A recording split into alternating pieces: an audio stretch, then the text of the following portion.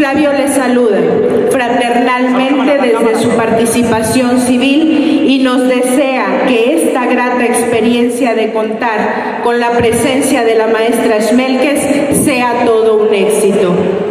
Por su parte, el maestro Juan Manuel Armendáriz Rangel, representante especial del Comité Ejecutivo Nacional del CENTE y encargado del despacho de la sección 16, se disculpa ante usted, maestra, y todos los presentes por no poder asistir a este evento.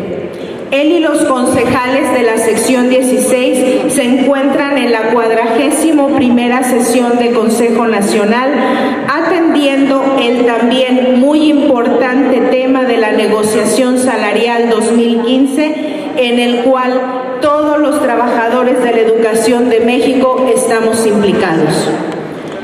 Me ha tocado la suerte de formar parte y dar seguimiento a la agenda de la sección 16, donde la calidad de los eventos realizados ha sido destacada, pues ustedes recordarán que no hace mucho el doctor Luis Aguilar nos deleitó con el tema de gobernanza como una nueva forma de entender el proceso de gobernar.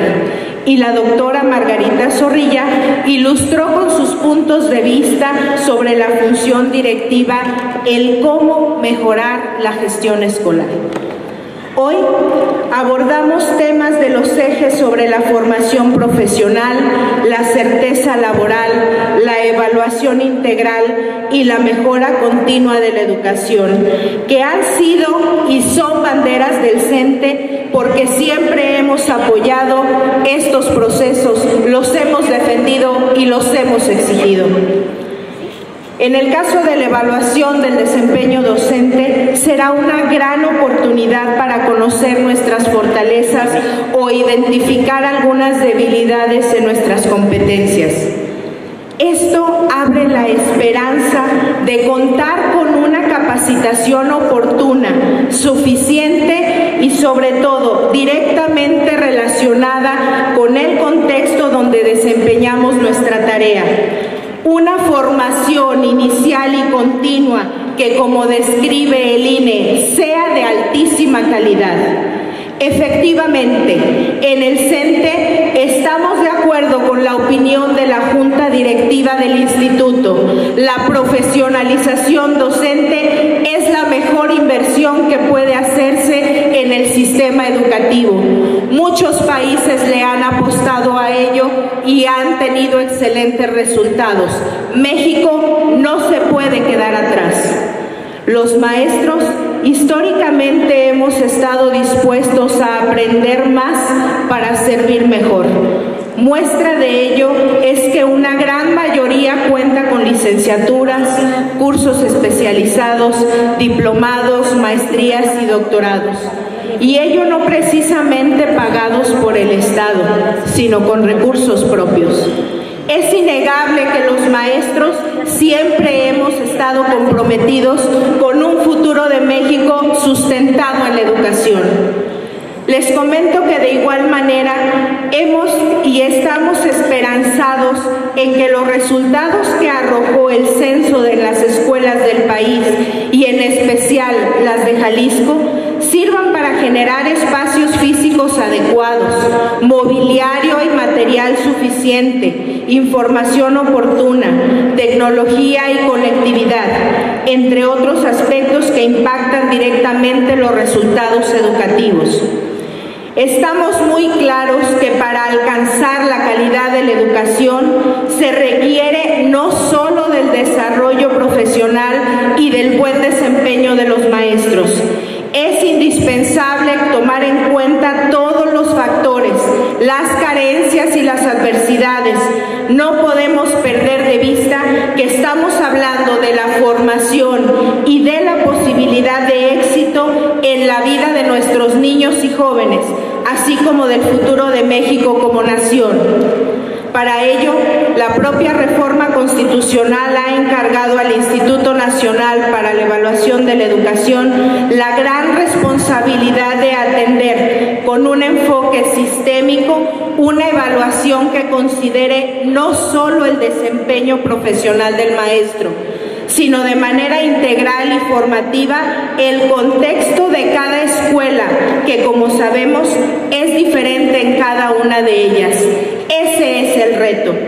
Una evaluación que dé certeza y permita tomar decisiones adecuadas para poder mejorar, porque el derecho a una educación de calidad es para todos y los derechos de los maestros no son contradictorios ni excluyentes. Para el CENTE son la misma lucha.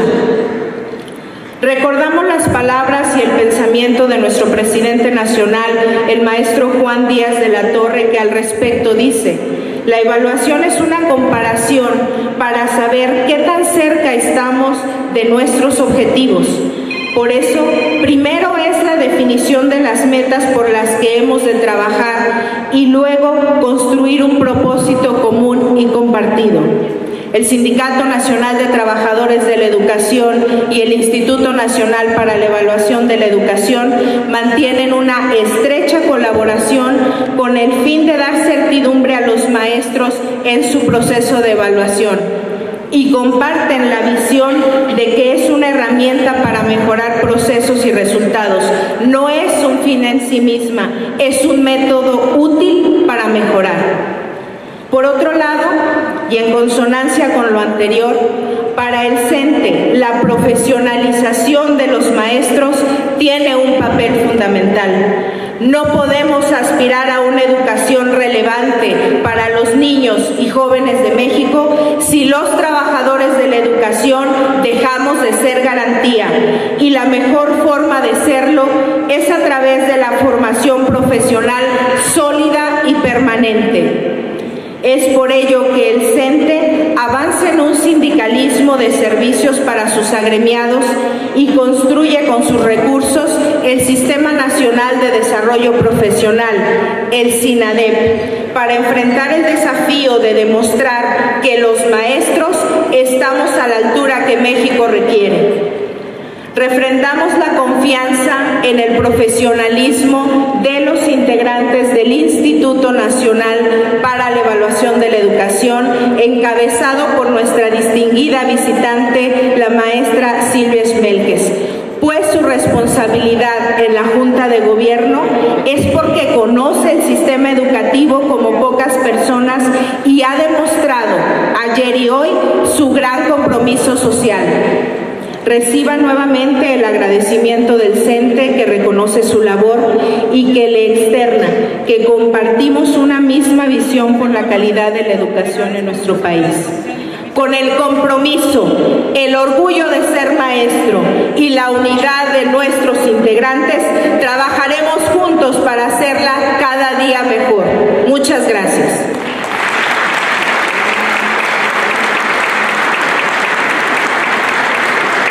Silvia Irene Smelkes del Valle es socióloga e investigadora en educación mexicana.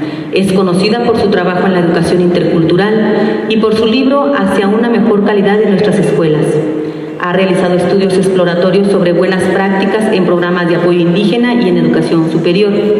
Ha escrito más de 100 textos académicos y ensayos. Fue coordinadora general en Educación Intercultural y Bilingüe en la Secretaría de Educación Pública de México, el Instituto de Investigación para el Desarrollo de la Educación de la Universidad Iberoamericana, y desde 2013 es consejera presidenta de la Junta de Gobierno del Instituto Nacional de Evaluación Educativa. Silvia Smelkes el día de hoy está con nosotros para darnos una conferencia.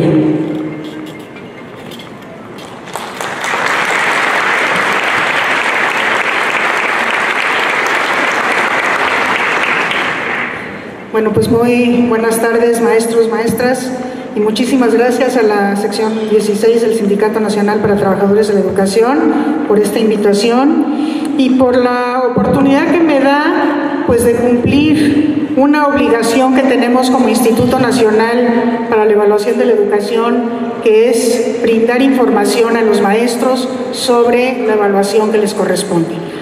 Durante muchísimo tiempo la evaluación del desempeño docente se ha venido discutiendo y se han venido tomando decisiones parciales al respecto. Ahora ya existe una definición suficientemente amplia de en qué va a consistir esta evaluación del desempeño docente, aunque todavía hay algunas cosas que se tienen que precisar, que les señalaré en su momento. Pero bueno, creo que es el momento de comenzar a brindar a esta información de la manera más amplia posible a quienes serán sujetos de estos procesos evaluativos. Y entonces por eso pues agradezco muchísimo esta oportunidad que me brindan de estar con ustedes esta tarde. Bueno, yo quisiera comenzar, pasamos a la primera, por favor, recordando, ¿verdad?, que hay una reforma al artículo 3º constitucional que data del 26 de febrero del año de 2013 y que esta reforma lo que hace es hablar de la calidad de la educación como lo que debe garantizar el Estado mexicano. Dice así: el Estado garantizará la calidad de la educación obligatoria. Por primera vez se habla de calidad, se reconocía ya el derecho a la educación, pero no se le ponía apellido. Ahora se habla de un derecho a una educación de calidad y en el artículo 3º directamente se habla de garantizar la calidad de la educación obligatoria. Y bueno, se entiende así que los materiales y métodos educativos, la organización escolar, la infraestructura educativa y la idoneidad de los docentes y directivos garanticen el máximo logro académico de los educandos. Que finalmente para eso estamos todos los que nos dedicamos a la educación, estamos para eso, para que los alumnos aprendan todos, aprendan lo que necesitan para vivir una vida digna. Lo que nos interesa a todos los que estamos en la educación es el aprendizaje de los alumnos y por eso la calidad de la educación se mide así, como el máximo logro académico o de aprendizaje de los educandos. También se dice en el artículo 3º que el ingreso al servicio docente y la promoción a cargos con funciones de dirección o de supervisión en la educación básica y media superior se llevarán a cabo mediante concursos de oposición que garanticen la idoneidad de los conocimientos y capacidades que correspondan.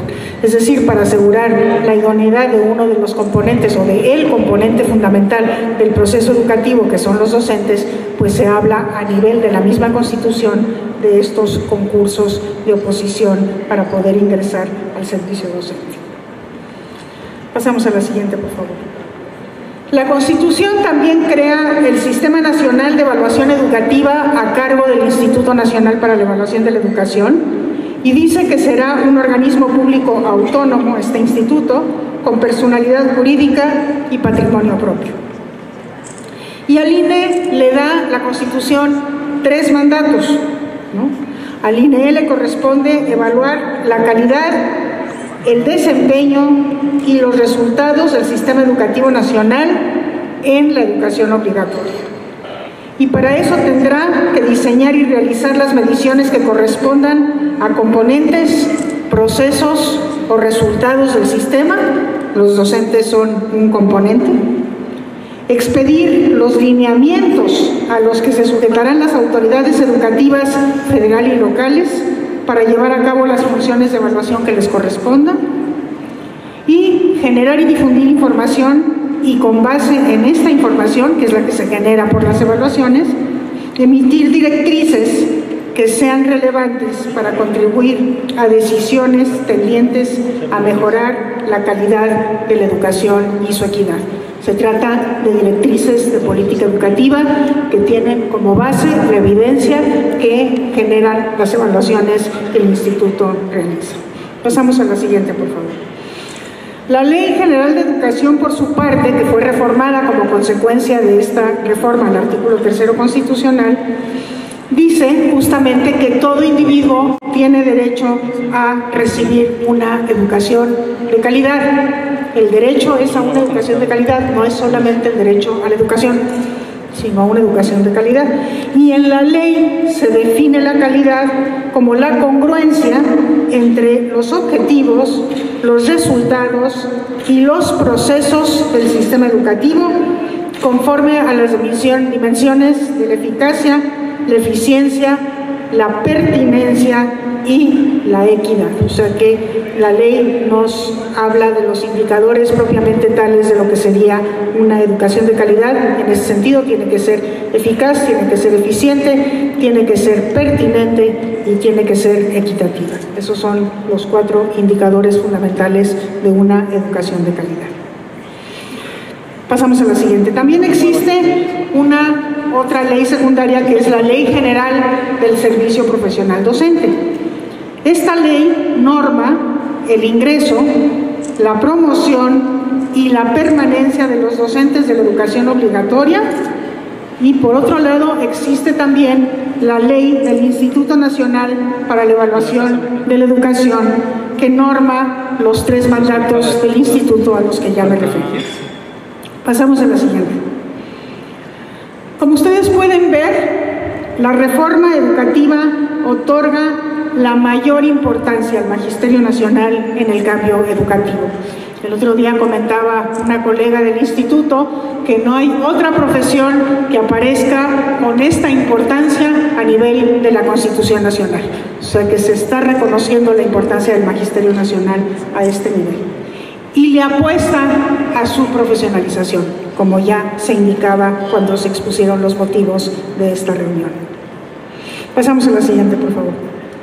Bueno, la reforma educativa, conforme la visualizamos desde el instituto, tiene 3 pilares fundamentales. Esta reforma educativa del 2013, que implicó una reforma constitucional y después la emisión de 3 leyes secundarias.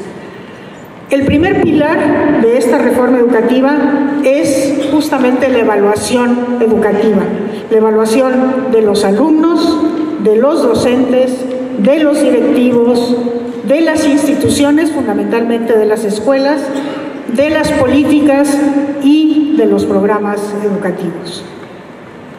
El segundo gran pilar es el servicio profesional docente, que como ya referíamos, tiene que ver con el ingreso, la promoción, el reconocimiento y la permanencia de docentes y directivos en el servicio profesional.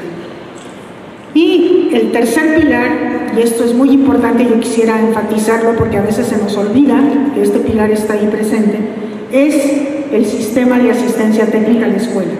Es decir, esto es lo que va a permitir que la evaluación no sea un fin en sí misma, como ya se dijo, sino se utilice para mejorar el profesionalismo docente. La evaluación nos va a dar información acerca de cómo y en qué necesitan mejorar los docentes. Y el servicio de asistencia técnica a la escuela, justamente lo que se propone es apoyar, acompañar y formar a los docentes en aquello que la evaluación ha indicado que tienen algún área de oportunidad. Entonces, estos son los 3 pilares y no podemos entender la reforma educativa sin alguno de ellos, esta reforma educativa del 2013. Entonces, la evaluación, el servicio profesional docente y el sistema de asistencia técnica a la escuela, que es justamente lo que asegura que la evaluación se utiliza para mejorar, y en este caso, para mejorar el profesionalismo docente. Pasamos a la siguiente. Y justamente así queremos entender en el instituto cuál es el gran desafío. El gran desafío es demostrar que la evaluación educativa sirve para mejorar la educación de calidad, el aprendizaje de los alumnos y los grandes problemas que tiene nuestro sistema educativo. Desde mi punto de vista personal, son 4 los problemas más importantes del sistema educativo nacional. Tenemos un primer problema que es el del no acceso a la escuela por parte de quienes deben de estar en la escuela, es decir, los niños entre los 3 años y los 14 años de edad para el caso de la educación básica, y ahora que la educación media superior es obligatoria, pues también aquellos que llegan hasta los 17 años de edad. Ellos deberían de estar en la escuela y todavía es un hecho, conforme al censo de 2010, que de estos casi 4 millones, 3.9 millones no estaban en la escuela. Y bueno, si no están en la escuela, pues ni siquiera podemos hablar de una posible educación de calidad, porque el hecho educativo no se da con ellos, ¿verdad? El hecho de enseñanza que permite el aprendizaje, pues no se puede dar con ellos. Entonces, este porcentaje de no inscritos en la escuela, o de personas, de niños que no acceden a la escuela, la mayor parte de ellos está en el nivel preescolar, y dentro de estos, la mayor parte de ellos son niños de 3 años de edad, que deberían de estar asistiendo al primer año de preescolar y que no asisten por 2 razones fundamentales. Una, porque no existe la oferta suficiente, y otra, porque muchas familias se resisten a enviar a los hijos de esa edad a la escuela. Pero aquí sí tenemos todavía un problema de falta de oferta.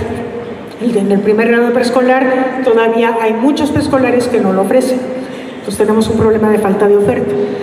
En el caso de la educación primaria es donde menos niños están fuera de la escuela, entre los 6 y los 11 años de edad. Son alrededor de 400,000. En el caso de la educación secundaria, que nada más tiene 3 grados y por lo tanto nada más son 3 años, es la mitad de la primaria, ahí tenemos todavía casi 600,000 niños que están fuera de la escuela, y la mayor parte de estos niños son niños que fueron a la escuela alguna vez y que desertaron, menos de ellos en la primaria, algunos de ellos en el tránsito entre la primaria y la secundaria, la mayor parte de ellos ya estando cursando la secundaria. Tenemos un problema de abandono escolar. Este problema de abandono escolar también está presente de manera más acentuada en el caso de la educación media superior. Entonces tenemos aquí pues un problema que tenemos que atender, porque es el piso. Si los niños no están yendo a la escuela, pues entonces ni para qué hablar de una educación de calidad. También tenemos, como todos ustedes saben, de esto se habla mucho, pues una deficiente calidad de nuestra educación, en el sentido de que no estamos como mexicanos satisfechos con lo que están aprendiendo nuestros niños en la escuela. Sabemos que nuestros niños deberían de estar aprendiendo más, que más niños deberían de estar aprendiendo lo que necesitan para poderse desempeñar en la sociedad moderna, que las evaluaciones que se han hecho, tanto las internacionales como las nacionales que nosotros hacemos, nos muestran que hay porcentajes importantes de alrededor de 20% en primaria y de entre 30 y 50% en secundaria que no alcanzan los niveles básicos, que son estos niveles necesarios de aprendizaje para poderse desempeñar en la sociedad moderna. Y bueno, pues eso nos implica necesariamente revisar cuáles son los insumos, cuáles son los procesos que están produciendo resultados que finalmente no son satisfactorios. También tenemos un sistema educativo muy inequitativo, y eso hay que reconocerlo.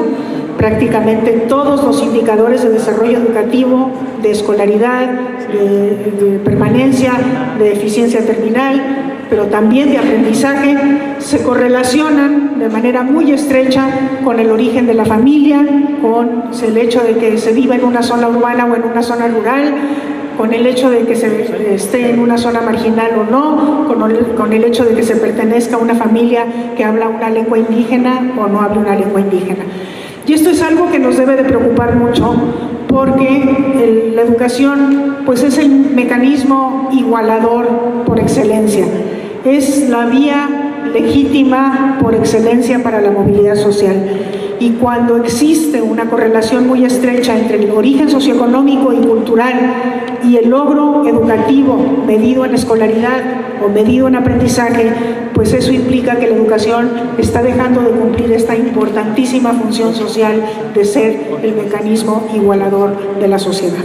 Entonces nos debe de preocupar mucho. En gran parte pues esta inequidad se debe a un conjunto de factores internos y externos. Tiene que ver con la pobreza, tiene que ver con la necesidad de que los niños trabajen, tiene que ver con la desnutrición, pero también tiene que ver con la manera como distribuimos los recursos del financiamiento educativo, cómo están equipadas nuestras escuelas, cómo están funcionando en el día con día cada una de nuestras instituciones educativas. Un problema de inequidad. Y bueno, pues estos problemas se manifiestan en un problema de rezago adulto en materia educativa. Ustedes saben que 32 millones de mexicanos de 15 años y más no han concluido su educación básica, es decir, ahí hay una deuda histórica. En el momento en el que tendrían que haber pasado por la escuela, por alguna razón no lo hicieron, y pues estos 32 millones de mexicanos representan el 42% de la población de esa edad, de 15 años y más, y pues es una deuda histórica que tenemos con esa población, que desde luego también se distribuye de manera desigual. Están mucho menos educados los indígenas, mucho menos educados los habitantes de las zonas rurales, tienen menos nivel de escolaridad quienes pertenecen a familias más pobres, y bueno, también aquí tenemos manifestaciones de la igualdad. Entonces, cuando decimos que lo que queremos es que la evaluación demuestre su capacidad de realmente impactar en la calidad de la educación, pues decimos que queremos ver estos problemas disminuidos.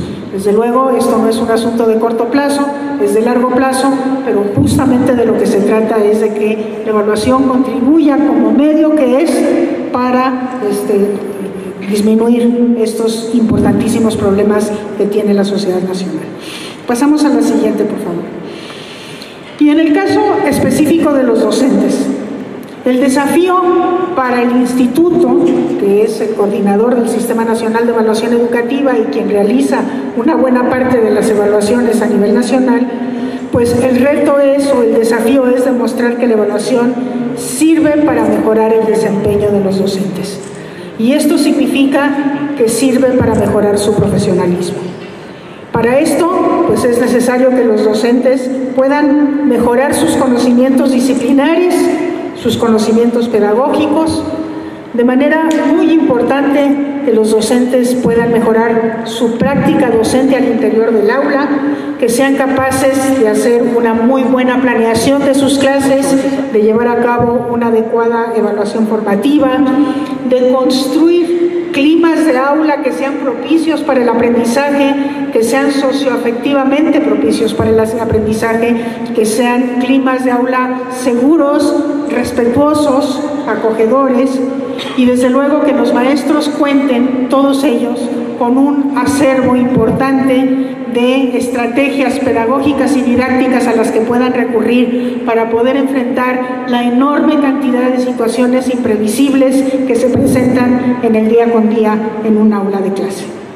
Y bueno, también se espera que los maestros puedan cumplir otras responsabilidades profesionales que van más allá de las cuatro paredes del aula y que tienen que ver con trabajar para la escuela, con trabajar con los padres de familia de sus alumnos y con su comunidad, y evidentemente con seguirse formando, que es una responsabilidad que todos los profesionales tenemos.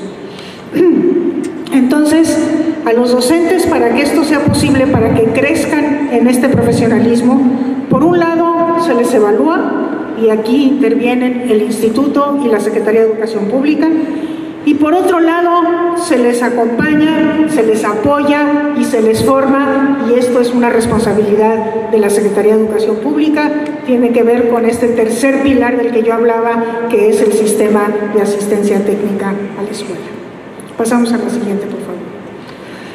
Con relación a la evaluación del desempeño docente, bueno, como ustedes saben, es la Ley General del Servicio Profesional Docente la que regula cómo se tiene que dar esta evaluación del desempeño docente. Y el artículo 52 de esta ley dice a la letra que las autoridades educativas y los organismos descentralizados deberán evaluar el desempeño docente y de quienes ejerzan funciones de dirección o supervisión en la educación básica y media superior que imparte el Estado. Y continúa diciendo que la evaluación a la que se refiere el párrafo que acabo de leer será obligatoria. El Instituto, el INEE, determinará su periodicidad considerando por lo menos una evaluación cada 4 años y vigilará su cumplimiento. Pasamos a la siguiente, por favor. Y respecto de esto, inspirado, digamos, en este artículo 52 de la Ley General del Servicio Profesional Docente y en las modificaciones que se hicieron a la Ley General de Educación y al propio artículo 3, el Instituto ha planteado respecto de la evaluación del desempeño docente que la evaluación docente tiene como propósito su profesionalización. El propósito es ese, es la profesionalización de los docentes, porque hay un convencimiento de que docentes más profesionales tendrán mejores resultados de aprendizaje entre sus alumnos. Finalmente, el punto de referencia de todos nosotros es el aprendizaje de los alumnos. Pero cuando hablamos de evaluación de desempeño docente nos referimos a su profesionalismo entendido como lo que acabo de decir, ¿verdad? Sus conocimientos, de manera muy importante su práctica, su capacidad de planear, de hacer un clima de aula adecuado, de evaluar de manera formativa, todas estas cosas que hacen a un maestro profesional. Y la evaluación justamente de lo que se trata es de que apoye este proceso de profesionalización, de mejoramiento de la práctica profesional del docente para lograr con eso un mejor aprendizaje entre los alumnos. También hemos planteado que la evaluación tiene que ser justa y que por lo mismo no se puede basar en una sola medida, necesita diversas medidas, necesita tener una aproximación integral, ¿sí? Y que desde luego, y esto es un aprendizaje que se saca tanto de la experiencia nacional como de muchísimas experiencias a nivel internacional, no puede ser medida a través de las pruebas estandarizadas de los alumnos. Esta es una decisión que tomó el INEE desde un principio. Al INEE le corresponde evaluar alumnos, sí, su aprendizaje, y también a la Secretaría de Educación Pública, y también le corresponde al INEE y a la Secretaría de Educación Pública evaluar el desempeño docente, pero las dos no están relacionadas. El desempeño docente no se va a fundamentar en las pruebas de desarrollo de los alumnos. ¿Y por qué? Pues porque no es justo, porque el aprendizaje de los alumnos no depende solamente del maestro en turno, depende de muchísimas otras cosas, depende de su familia, depende de su entorno, depende de su experiencia escolar pasada, depende de otros maestros que puede tener simultáneos al maestro que se esté evaluando. Entonces, justamente porque no se considera que es justo, perdón la redundancia, de esta medida, pues entonces decimos que no se va a utilizar para evaluar a los docentes.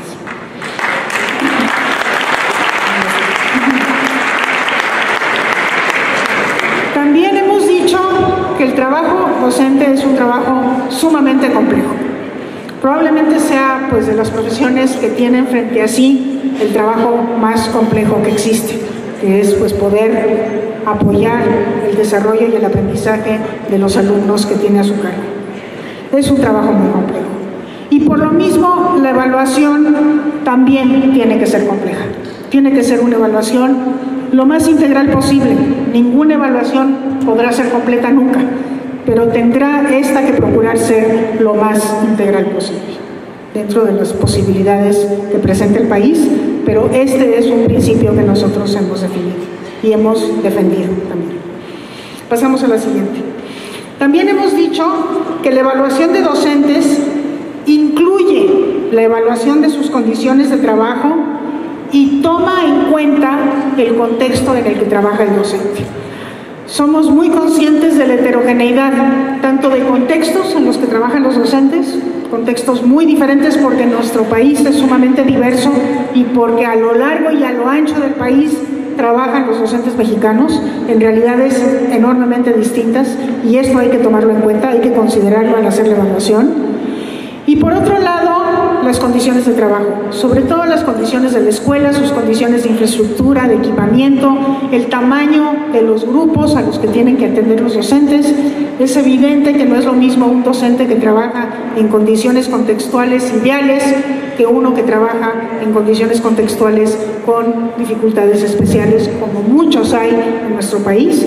Y también es evidente que no es lo mismo el desempeño de un docente que trabaja en una escuela que tiene, digamos, las condiciones aseguradas para que el trabajo docente se pueda desarrollar, que en otra escuela que no tiene aulas suficientes o que tiene condiciones infraestructurales deficientes, o que no está suficientemente equipada, o que tiene que atender a grupos de 50 o 60 alumnos, ¿verdad? No puede ser lo mismo. Entonces, lo que hemos dicho desde el INE es que la evaluación docente, por un lado, tiene que relevar datos del contexto para poder tomar en cuenta el contexto a la hora de evaluar, y por otro lado, tiene que evaluar las condiciones del trabajo de los docentes para que esa evaluación, en paralelo con la evaluación de los docentes, sea entregada a la Secretaría de Educación Pública, o sea, revisada por la Secretaría de Educación Pública, de manera que esas condiciones de trabajo vayan mejorando entre evaluación y evaluación. Y también, bueno, esto lo prevé la misma ley, que entre evaluación y evaluación, cada año o cada 4 años, según sea el caso, después vamos a ver en qué consiste que sea cada año o cada 4 años, entre evaluación y evaluación deben mediar procesos de acompañamiento, de apoyo y de formación a los docentes, dando preferencia a estos procesos cercanos a la escuela, de manera que no se trate de sacar a los sujetos de su aula para llevarlos a una universidad a que tomen un curso, sino más bien se trata de visitarlos, de acompañarlos, de hacer modelaje, de darles monitoreo, de hacer tutoreo, de tal manera que muy cercanamente a donde están los problemas que los maestros tienen dificultades para atender, se esté presentando este mecanismo de acompañamiento, apoyo y formación. Aunque no se descarta que haya también cursos de formación, desde luego que no se descarta, pero el énfasis estará puesto en lo más cercano a la escuela. También que entre evaluación y evaluación debe haber procesos de mejoramiento de las condiciones de trabajo, por eso se recoge información acerca de las condiciones de trabajo.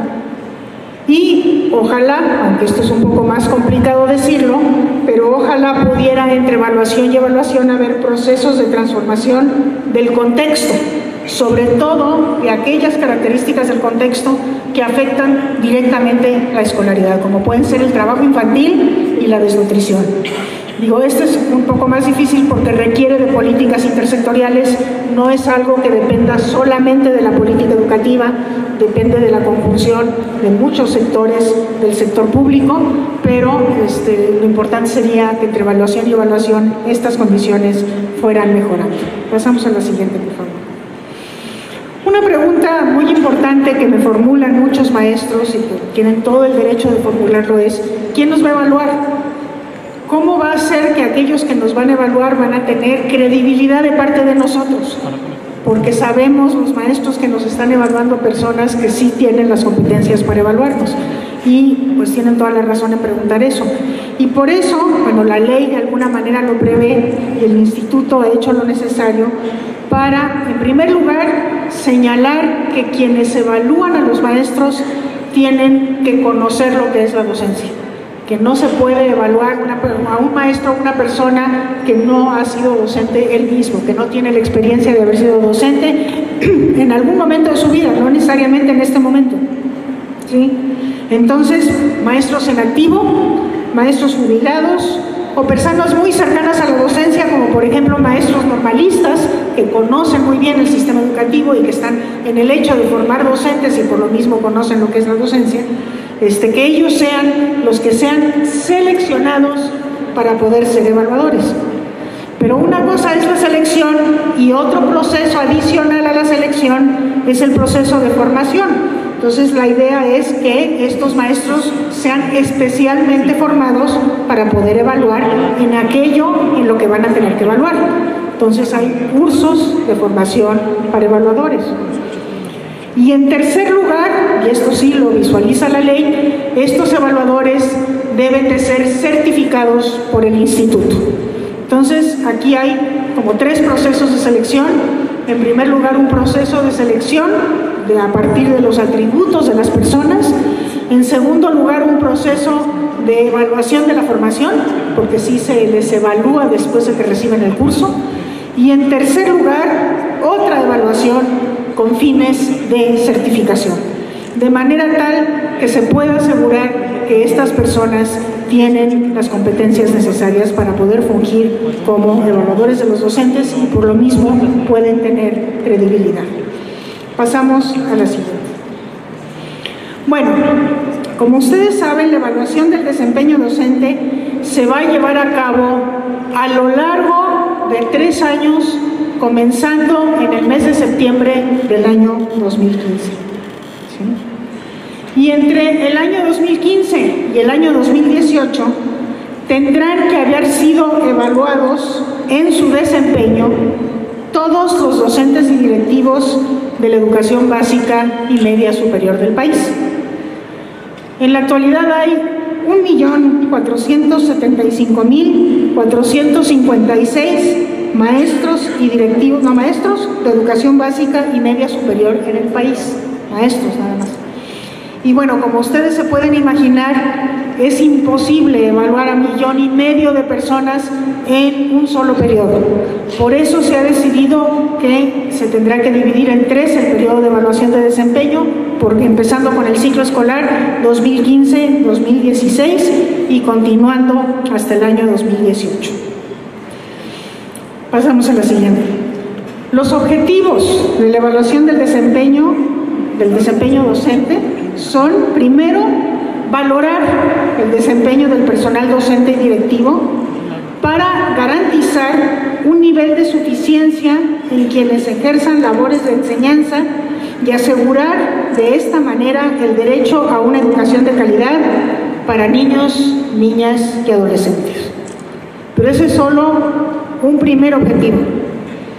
El segundo objetivo, y el que de veras nos va a permitir mejorar la calidad, es identificar las necesidades de formación de los docentes y directivos que permitan generar acciones sistemáticas de formación continua, tutoría y asistencia técnica dirigidas a mejorar sus prácticas de enseñanza y su desarrollo profesional.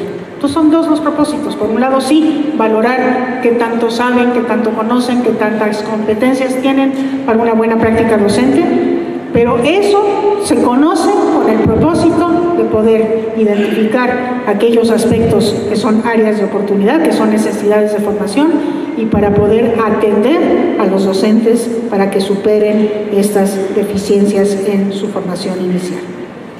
Pasamos a la siguiente, por favor. Respecto de la evaluación del desempeño docente. El diseño de la evaluación del desempeño docente y directivo está basado en el perfil, parámetros e indicadores que define la Secretaría de Educación Pública. Esa es la base sobre la cual se diseña la evaluación. La Secretaría de Educación Pública define qué se entiende por un buen docente, eso qué significa para los diferentes docentes y para cada nivel educativo, y con qué indicadores se puede medir si ese perfil se cumple o no se cumple. Al instituto le corresponde validar los parámetros y los indicadores, no el perfil. El perfil lo define la Secretaría de Educación Pública, pero es la base para la evaluación. De ese perfil depende todo lo demás, cómo se desarrollan los instrumentos, cómo se diseñan, todo lo demás depende de la definición de ese perfil. Entonces, como digo, ese perfil define lo que se entiende por lo que es un buen docente y lo que es un buen director. Y esto me consta, los perfiles que se han definido para el caso de México, para los docentes de educación básica y media superior, y el perfil para los directores, están basados en la revisión de las mejores prácticas internacionales en la definición de estos perfiles y evidentemente también en lo que es nuestra propia realidad. Pasamos a la siguiente, por favor. Aquí tienen ustedes los perfiles, parámetros e indicadores para los docentes de la educación básica. Los pueden ver ustedes ahí, aunque yo les recomiendo muchísimo que se metan a la página de la Coordinación Nacional del Servicio Profesional Docente para revisar a fondo los perfiles, parámetros e indicadores, porque les digo, aquí está la base a partir de la cual se diseñan los instrumentos de evaluación. Entonces, si ustedes quieren saber respecto de qué se les va a evaluar, los perfiles, parámetros e indicadores son la base. Yo les voy a mencionar nada más los perfiles, no voy a hablar de parámetros e indicadores, pero ustedes los pueden seguir estudiando en la página.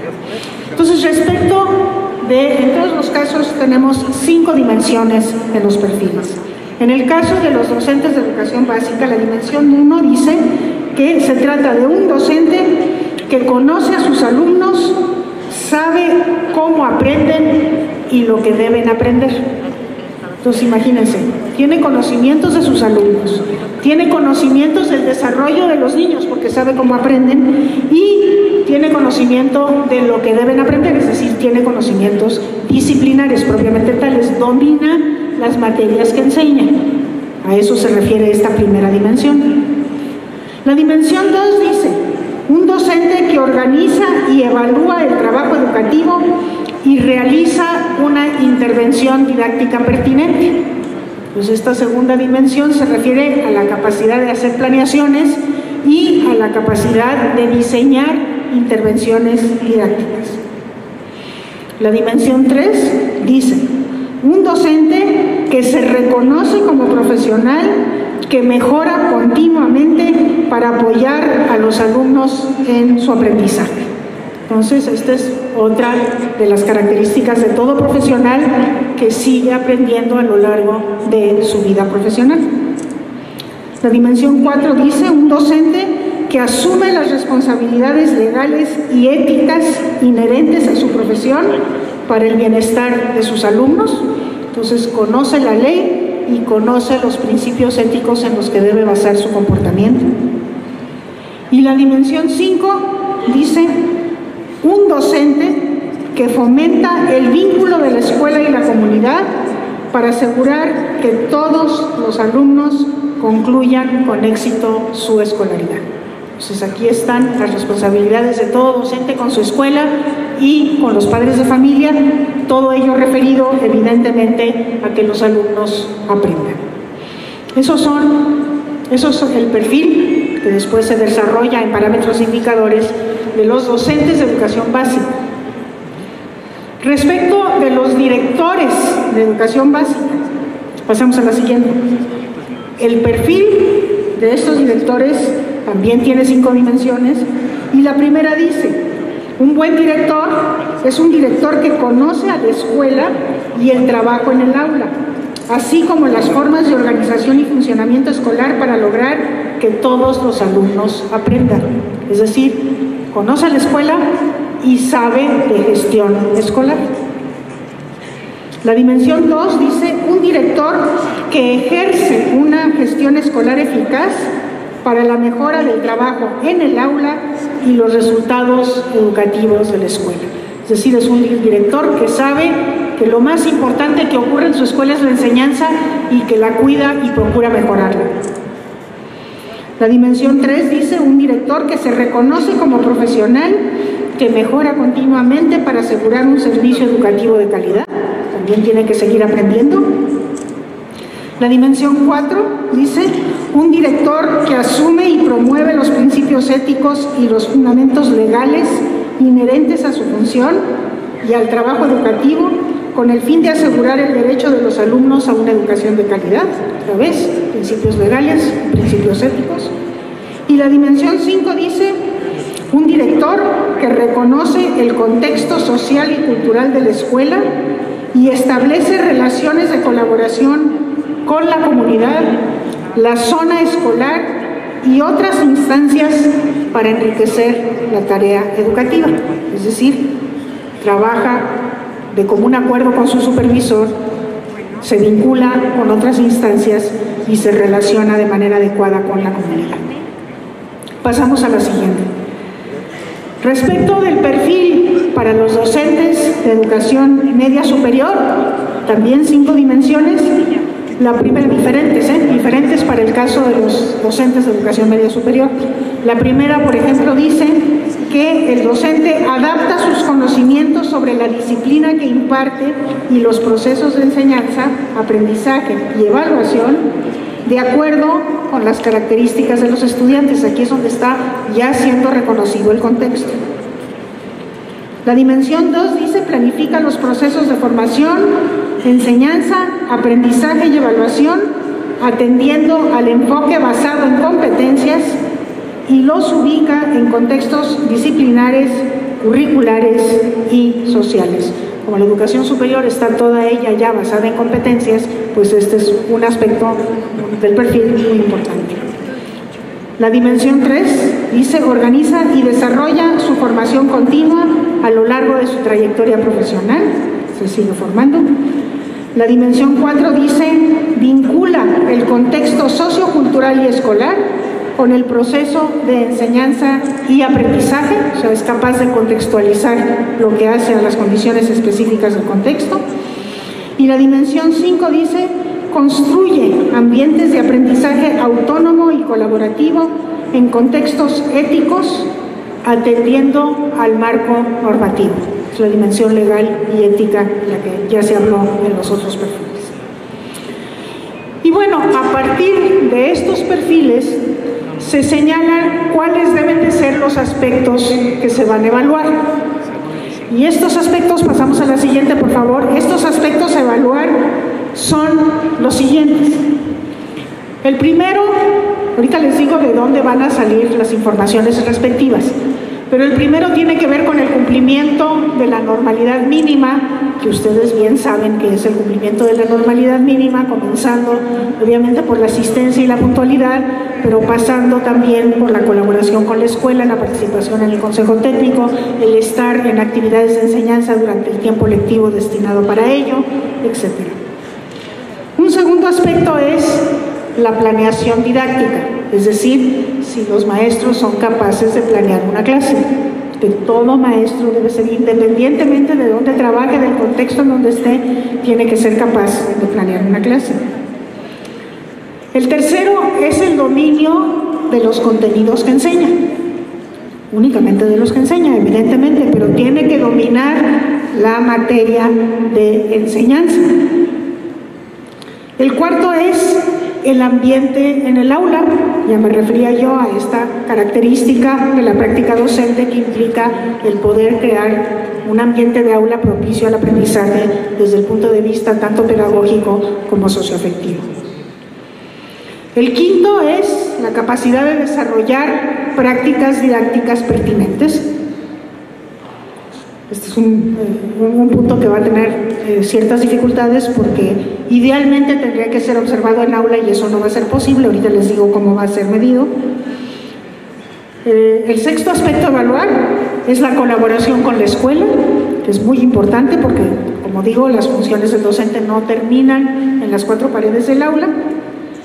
Y el séptimo es el diálogo que establece cada docente con los padres de familia de sus alumnos, que también es un aspecto a evaluar. Entonces, como ven ustedes, son 7 aspectos a evaluar, que esto nos acerca, digamos, a esta visión de integralidad de la evaluación de la que ya hablaba, de complejidad, de la concepción de complejidad de la práctica docente que hace que también sea compleja la evaluación.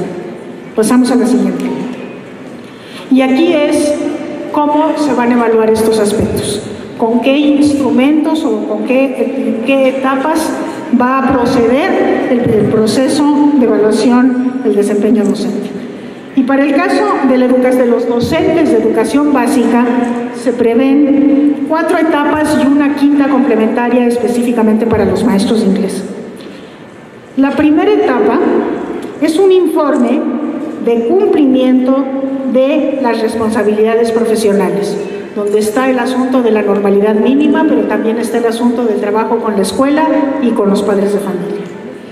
Este es un informe que llena el director de la escuela, donde trabaja el docente, y se refiere al cumplimiento de las responsabilidades profesionales propiamente tales, a la participación en el funcionamiento de la escuela, en los órganos colegiados, y a la vinculación con los padres de familia y la comunidad.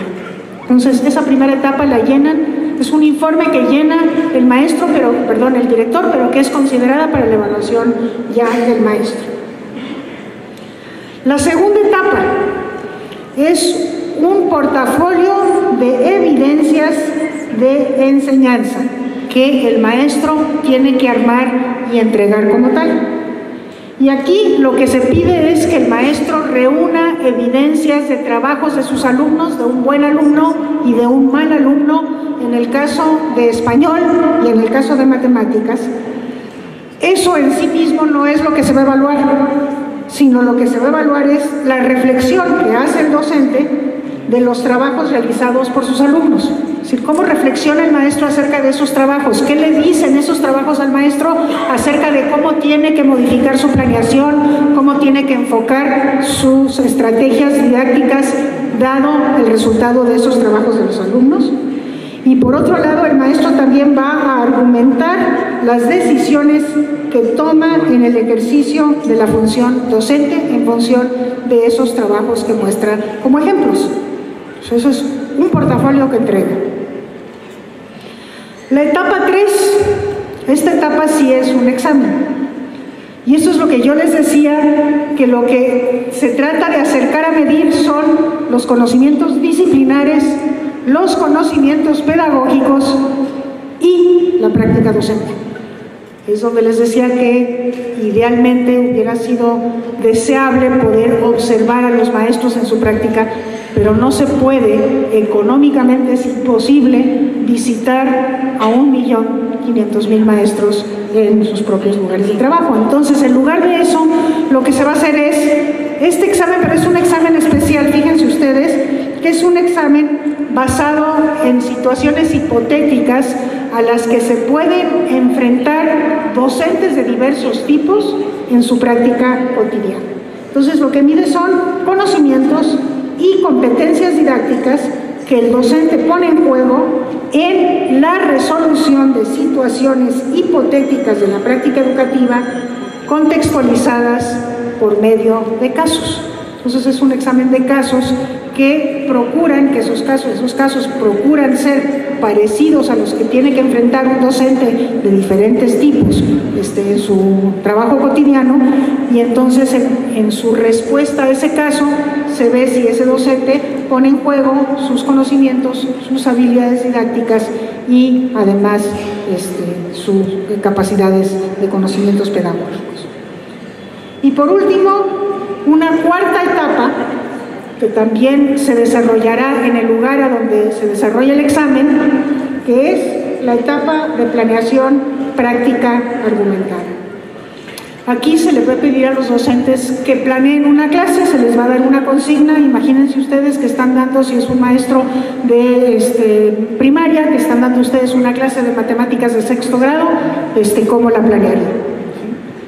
Y bueno, aquí fundamentalmente, más que la planeación en sí misma, lo que se va a calificar es la argumentación que hace el docente sobre las estrategias didácticas que eligió y la reflexión que hace sobre lo que espera que aprendan los alumnos, y también se va a evaluar la congruencia con el contexto de su escuela y el diagnóstico de su grupo, que el maestro también tendrá que perfilar. Al maestro se le va a pedir que nos hable de las características de sus alumnos y se relevarán datos del contexto que tanto el maestro como otra información nos va a poder, va a poder proporcionar. Y por último, hay una quinta etapa, que es un examen complementario para la asignatura de segunda lengua, que es inglés, y que se va a desarrollar en una etapa adicional de evaluación que consiste en la aplicación de un examen estandarizado sobre docencia en el inglés para aquellos maestros que son docentes de inglés, nada más. Solamente, evidentemente. Pasamos a la siguiente. Bueno, el siguiente es un cuadro que nos indica lo mismo, nada más que respecto de los directores. Cómo se va a evaluar el desempeño de los directores, que también comienza este año, ¿sí? Y en este caso solamente hay 3 etapas. Una primera etapa, que es un expediente de evidencias de la función de la dirección, que cada director tiene que armar. Y lo que va a armar es, bueno, las decisiones que ha venido tomando en su gestión como director. Y aquí lo que se va a tomar en cuenta es la reflexión que el director hace de la información que contiene el expediente como evidencia de su gestión directiva, y la argumentación respecto de las decisiones y acciones que toma en el ejercicio de su función. Una segunda etapa es un examen de conocimientos y habilidades directivas. Y aquí se va a examinar sobre conocimientos y competencias que el personal con funciones de dirección pone en juego para propiciar el adecuado funcionamiento de la escuela en los procesos de mejora continua. Y también este es un examen basado en casos, ¿sí? Es decir, a partir de la resolución de situaciones hipotéticas de la práctica escolar contextualizada por medio de casos. Y por último, una tercera etapa que es una ruta de mejora argumentada. Esta etapa también la realiza el director estando presente en el lugar del examen, ¿sí? Y aquí lo que tiene que hacer es esa ruta de mejora, pero lo que se va a tomar en cuenta es la argumentación que hace el director sobre las prioridades que establece para propiciar la mejora continua de la escuela, la reflexión sobre los efectos que espera producir en los aprendizajes de los alumnos y el diagnóstico y descripción del contexto interno y externo de la escuela. Y por último, y aquí me voy un poco más rápido porque creo que aquí no hay docentes de educación media superior, ¿o sí hay? ¿Sí hay? Bueno, muy bien. En el caso de los docentes de educación media superior, son 4 las etapas, ya estamos en esa lámina. La primera etapa es una encuesta a sus directivos, una encuesta que va a hablar, igual que en el caso de los de educación básica, sobre el cumplimiento de sus responsabilidades profesionales. La segunda etapa es también una evidencia de un portafolio de evidencias de enseñanza que cada maestro va a armar y respecto de las cuales va a reflexionar sobre los trabajos realizados por sus alumnos y va a argumentar las decisiones que toma en el ejercicio de su función docente con base en esas evidencias. La tercera etapa es también un examen, ¿sí? Es un examen de conocimientos y competencias didácticas que favorecen el aprendizaje de los alumnos. Y en este examen también a través de casos se van a evaluar conocimientos y competencias didácticas que el docente pone en juego en la resolución de situaciones hipotéticas de la práctica educativa contextualizadas a través de casos, igual que en el caso de la educación básica. Y la cuarta etapa, al igual que en el caso de la educación básica, es también una planeación didáctica argumentada, en donde al maestro se le pide en el lugar donde hace el examen que desarrolle una planeación, ¿sí? Y que argumente a partir de esa planeación sobre las estrategias didácticas elegidas, por qué eligió esas estrategias, que reflexione sobre lo que espera que aprendan sus alumnos y que hable de la congruencia con el contexto de la escuela y el diagnóstico de su grupo. Bueno, como ven ustedes, nada de esto le es ajeno a los docentes porque lo están haciendo todos los días. Todos los días planean, todos los días cumplen con sus responsabilidades profesionales, todos los días tienen algún trabajo con relación a la escuela, entran en relación con los padres de familia. Entonces, la idea es justamente poder recoger lo que los docentes hacen cotidianamente. Y yo insisto, el objetivo de esta evaluación pues es que los maestros puedan mejorar. Pasamos a la siguiente. ¿Cómo se toma en cuenta el contexto? Bueno, el contexto se toma en cuenta de varias maneras. En primer lugar, se toma en cuenta al hacer exámenes diferentes para diferentes tipos de docentes. O sea, puede haber un docente de educación primaria, pero no es lo mismo el que trabaja con un grupo multigrado que el que trabaja con un solo grupo. No es lo mismo un maestro que trabaja en zonas indígenas, aunque sea en primaria, que un maestro que trabaja en zonas no indígenas. Entonces, para el maestro de primaria regular, para el maestro multigrado y para el maestro indígena habrá exámenes diferentes. Y en el caso de las secundarias será lo mismo, porque no es lo mismo un maestro de telesecundaria que abarca todas las asignaturas que un maestro de una secundaria técnica o una secundaria general que tiene solo una asignatura a su cargo. Entonces serán diferentes tipos de exámenes. También se van a relevar datos del contexto a través de fuentes secundarias y de información que va a proporcionar tanto el director como el propio docente. ¿En qué contexto trabajan? Se tiene que saber, o sea, esto no puede ser una cosa neutral o acontextualizada, tiene que ser ahí. Y por otro lado, se van a obtener datos acerca de las condiciones de la escuela, a partir de información del propio censo, que todavía tenemos muy fresca y que está muy clara respecto de las condiciones de la escuela, pero también información que en su cuestionario va a responder tanto el director como el propio docente. Ahora bien, pasamos a la siguiente. Como ya les decía, no se va a evaluar a todos los maestros al mismo tiempo, sino que se va a hacer a lo largo de 3 años y a lo largo de 3 años todos los maestros tendrán que ser evaluados porque, como dice la ley, la evaluación es obligatoria, ¿no? Ya está estipulado que entre septiembre y noviembre del año 2015, es decir, este año, se evaluará a 150,000 maestros, ahí dice 150, son 150,000. Y entre febrero y abril se evaluará a otros 200,000, ¿sí? Y de ahí en adelante se va a evaluar a 400,000 por año hasta cumplir con el 1,5 millones de docentes o más o menos que existen en el país. ¿Cómo se va a proceder para decidir con quién se empieza y con quién se continúa?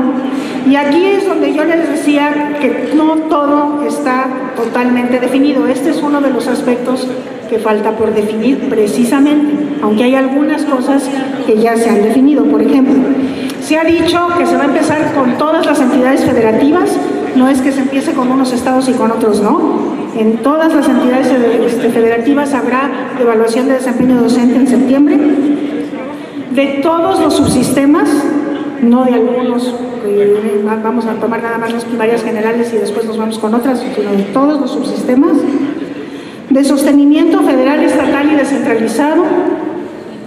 Es una cosa que ya está definida porque se va a trabajar con docentes que tienen entre 6 y 20 años de antigüedad en el servicio, es algo que limita un poco el horizonte de inicio, ¿sí? Con docentes que tienen nombramiento definitivo, con aquellos que tienen plaza de jornada, pero también con los que trabajan por hora semana-mes. Y ya. Pasamos a la siguiente.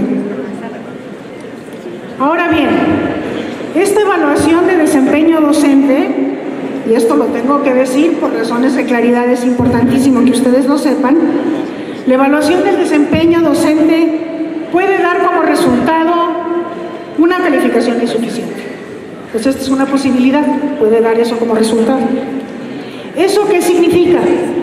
Lo que significa es que ese docente será evaluado otra vez al año, ¿sí? Ahora, y tendrá 3 oportunidades para obtener una calificación superior a esta de insuficiente. Entonces va a ser evaluado al año, si en el siguiente año resulta otra vez insuficiente, es evaluado nuevamente al año siguiente, y si en esas 3 ocasiones, cosa improbable, resulta insuficiente, entonces, una de dos, se le pedirá que desempeñe otra función que no sea una función frente al grupo, una función administrativa, o se abrirán esquemas de retiro voluntario. Pero, y aquí lo importante es considerar lo siguiente: entre evaluación y evaluación, los docentes contarán con apoyo, con acompañamiento y con formación. Por eso yo digo que es remoto, muy remoto, que a la tercera evaluación se obtenga una calificación insuficiente. Entonces, esto está puesto porque puede llegar a suceder, pero yo tengo la confianza de que realmente esto no suceda con la inmensa mayoría de los docentes mexicanos. Entonces, esa es la primera posibilidad. Puede haber una calificación insuficiente. Una segunda posibilidad es que haya una calificación suficiente. Pasamos a la siguiente, por favor. Si un maestro resulta suficiente a secas, eso quiere decir que será evaluado hasta los 4 años, porque así dice la ley, hasta cada 4 años. Entonces, si tiene una evaluación suficiente, el maestro será evaluado nuevamente hasta dentro de 4 años, cuando renueva su permanencia al interior del sistema. Y también puede obtener una evaluación destacada. Todavía, ¿cuántos niveles de suficiencia habrá o cuántos niveles de destacado habrá? No se ha definido. Eso todavía está por precisarse. Pero también puede haber una evaluación, una calificación destacada como resultado de la evaluación. Una evaluación destacada significa que el maestro podrá incrementar horas en el caso de estar contratado por hora, semana, mes, o podrá promoverse en la misma función, como antes era carrera magisterial, que por cierto, el nuevo esquema de carrera magisterial tendrá que salir el 31 de mayo de este año y ahí sabremos exactamente esto en qué consiste, pero de cualquier manera la promoción en la función sí dependerá del resultado de la evaluación de desempeño, ¿sí? O que podrá ser objeto de reconocimientos, de incentivos, de diversos tipos de premiación que se pueden determinar en el sistema educativo nacional. Como les decía, todavía están en definición los niveles en los que se calificará la evaluación de desempeño, pero estos tres grandes bloques de posibilidades evidentemente existirán. Y luego, pues es importante que ustedes sepan respecto de los procesos, pasamos a la siguiente, asociados a la evaluación de desempeño, porque evidentemente la evaluación de desempeño es la que define la permanencia dentro del servicio profesional docente. Así se define, la evaluación de desempeño es para la permanencia, ¿sí? Entonces, bueno, eso no está en cuestión, pero además la evaluación de desempeño sirve para la promoción, es la base a partir de la cual se decide si un sujeto puede tener más horas o si un maestro puede ser promovido en la función con niveles superiores salariales, evidentemente, ¿sí? También es la base para el reconocimiento, para diferentes tipos de reconocimiento, por ejemplo, distinciones, apoyos y opciones de desarrollo profesional por desempeño destacado. También los incentivos temporales y los movimientos laterales hacia tutores o hacia asesores técnico-pedagógicos que son considerados un reconocimiento, esos dependen de la evaluación de desempeño y podrán establecerse otros programas de reconocimiento o de incentivos en función de la evaluación de desempeño en el futuro. Desde luego que en todos los casos el proceso de evaluación está acompañado de un proceso de formación continua, de actualización y de desarrollo profesional. Sin esta parte no se entiende la evaluación no tiene sentido. Una evaluación que no sirve para mejorar no tiene sentido alguno. La evaluación solo cobra sentido en la medida en que es un medio para permitir la mejora, que nos indica en qué tenemos que mejorar. Y por eso esta formación continua, actualización y desarrollo profesional son absolutamente fundamentales. Bueno, hay un desafío fundamental para las evaluaciones, pasamos a la siguiente, que es que estas evaluaciones tienen que cumplir con una condición. Y esa condición es que se realicen con solidez técnica, que sean evaluaciones válidas. Y esto supone cuidar cada una de las fases de un proceso evaluativo, desde su diseño conceptual, el diseño instrumental, la aplicación, el análisis, la interpretación de la información. Y hacer esto con solidez técnica en sí mismo es un desafío. Por eso se pensó en un Instituto Nacional para la Evaluación de la Educación que se especializara técnicamente en la evaluación y que asegurara que estas cosas fueran posibles. De esto depende la credibilidad de la evaluación y es pues la responsabilidad que asume el instituto ante todos ustedes. Pasamos a la siguiente. Esto lo he dicho muchas veces, pero lo repito ya casi para concluir, que es que la evaluación por sí sola no mejora la calidad de los aprendizajes de los alumnos, no lo mejora. De eso se trata, de mejorar los aprendizajes de los alumnos, pero podemos hacer muchísima evaluación y con el solo hecho de hacer evaluación no vamos a mejorar los aprendizajes. Se necesitan mediaciones entre los resultados de la evaluación y la realidad educativa. Y en el caso de la evaluación del desempeño docente, estas mediaciones, que son los procesos de apoyo, acompañamiento y formación, son las que conducen a mejorar la profesionalización de los docentes. Pasamos a la siguiente. La Ley General del Servicio Profesional Docente justamente ordena la creación de este sistema de asistencia técnica a la escuela, que convertirá los resultados de evaluación de los docentes en el contenido para poder desarrollar procesos de apoyo y acompañamiento a los docentes en la escuela por la vía de la tutoría, el modelaje, el coaching, fundamentalmente a través de la nueva figura del asesor técnico-pedagógico, sin descartar procesos de formación a la manera de los cursos tradicionales a los que todos estamos acostumbrados. Ahora, de lo que se trata, la apuesta de la reforma educativa es que todos los maestros que están en ejercicio mejoren. La evaluación permite saber qué aspectos atender, pero el propósito es que todos mejoren, que nadie se quede atrás, que sean todos los maestros que están en ejercicio los que vayan aumentando su profesionalización de manera que los alumnos aprendan más. Pasamos a la siguiente, por favor. Esta reforma educativa comprende la importancia de los docentes y comprende también la centralidad de su rol, la centralidad de la práctica docente para lograr aprendizajes con todos los alumnos. Y la evaluación se concibe como un medio para el reconocimiento de los docentes que logran estos resultados de aprendizaje y para su profesionalización. Pasamos a la última. El propósito último es que todos los niños aprendan lo que necesitan para vivir una vida digna.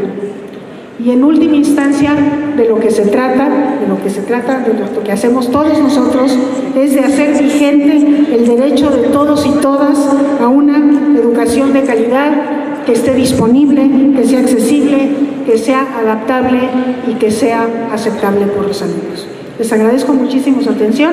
Si pasamos la última, ahí tienen la página del INE y el correo electrónico. Para si quieren cualquier cosa, se pueden comunicar conmigo o pueden consultar en la página del instituto. ¿No hay? ¿No está? ¿No aparece? Bueno. ¿No hay una última? Qué barbaridad, según yo la había escrito. Bueno, el correo electrónico mío es Schmelkes, como se escribe mi apellido, @ine.edu.mx, y la página del INE es www.ine.edu.mx,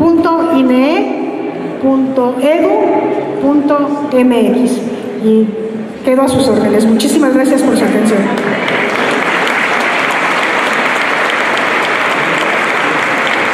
Agradecemos a todos los presentes y les solicitamos que las papeletas con las preguntas las hagan llegar a cada una de las decanes que están aquí en el recinto, porque, como ya lo dijo la maestra Silvia Smelkes, el compromiso es dar respuesta a cada una de ellas y hay que revisar la página y su correo electrónico.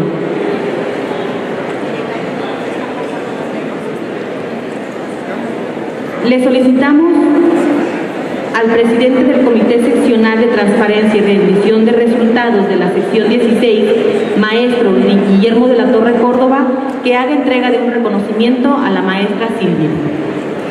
Muchas gracias. Quisiera que me permitieran hacer dos reconocimientos, uno, por decirlo así, en lo general y otro en lo particular. Porque hace muchos años se empezó a hablar de calidad. La calidad fue un fenómeno que se desarrolló a través de las organizaciones y las empresas, y cuando se empezó a hablar sobre calidad de la educación, ahí estaba la maestra Silvia Smelkes.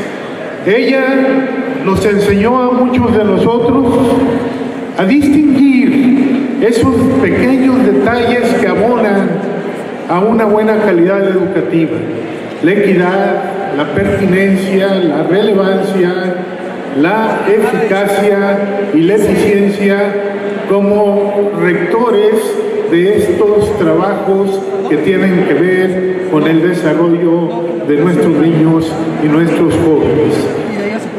Ese trabajo ya está plasmado en nuestra Constitución. Yo quiero hacer el reconocimiento al trabajo que la maestra Silvia Smelkes, junto con otros distinguidos académicos de nuestro país, ha hecho, y creo que esa mención en la Constitución mexicana sobre la calidad nos va a dar guía a todos. Maestra, muchas gracias.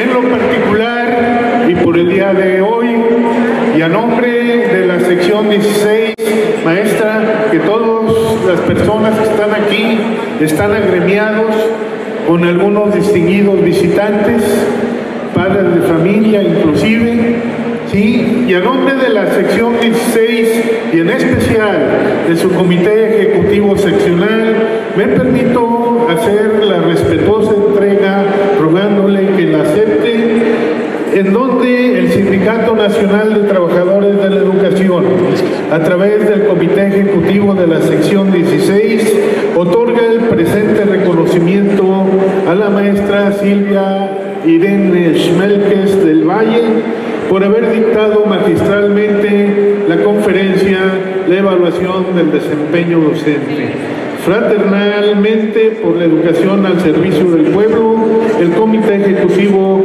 de la sección 16 del CENTE, Guadalajara, Jalisco, mayo de 2015. Con su permiso, hago entrega y agradezco su presencia y su participación. Gracias.